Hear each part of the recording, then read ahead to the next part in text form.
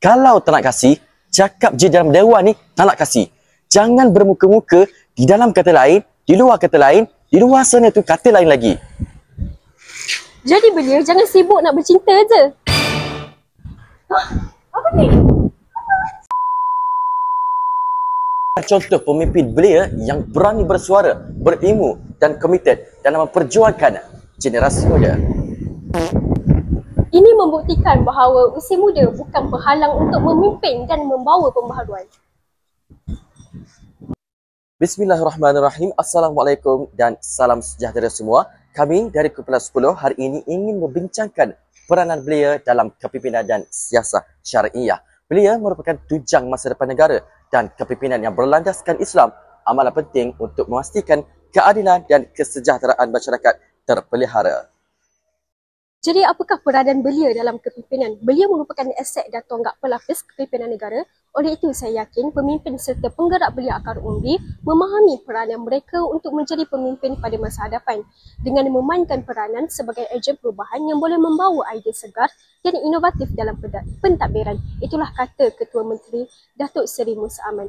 Jadi sebagai pemimpin belia, mereka perlulah mengamalkan nilai-nilai Islam seperti amanah, keadilan dan integriti. Melalui pendidikan dan latihan kepimpinan juga, belia dapat mempersiapkan diri untuk menjadi pemimpin masa depan yang berkesan dan bertanggungjawab.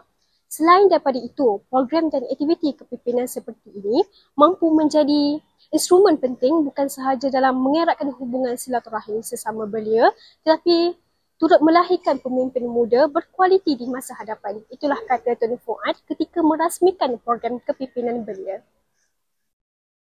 Mereka bukan sahaja menjadi penerus kepimpinan, malah boleh menjadi ejen perubahan yang membawa idea baru untuk menyelesaikan masalah masyarakat, terutamanya berkaitan dengan politik dan sosial ikut cara Islam. Dan konteks siasah syariah ini, belia membantu menyebarkan kefahaman tentang undang-undang Islam dan prinsip keadilan. Mereka boleh menggunakan media sosial, aktiviti masyarakat atau organisasi belia untuk mendidik dan memberi contoh kepada masyarakat. Dan dengan cara ini, belia menjadi penghubung antara generasi muda dan generasi tua, memastikan nilai Islam sentiasa dijaga dan pentadbiran dan kepimpinan.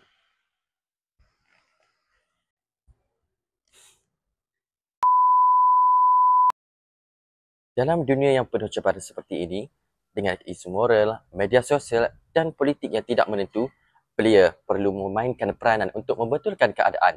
Mereka boleh menegur dengan hikmah, menyuarakan kebenaran dan menunjukkan contoh yang baik. Semua ini selaras dengan semangat amar ma'ruf nahi munkar dalam Islam. Secara keseluruhannya, belia mempunyai tanggungjawab untuk menangani cabaran semasa dan membentuk kepimpinan yang adil, berkesan serta berlandaskan Islam demi kebaikan masyarakat dan negara.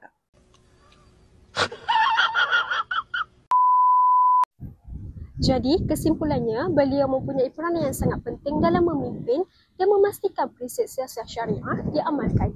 Dengan penlibatan aktif, pemahaman agama yang baik dan semangat untuk berkhidmat kepada masyarakat, belia dan dapat menjadi pemimpin yang berwibawa, adil dan bertanggungjawab demi kebaikan semua.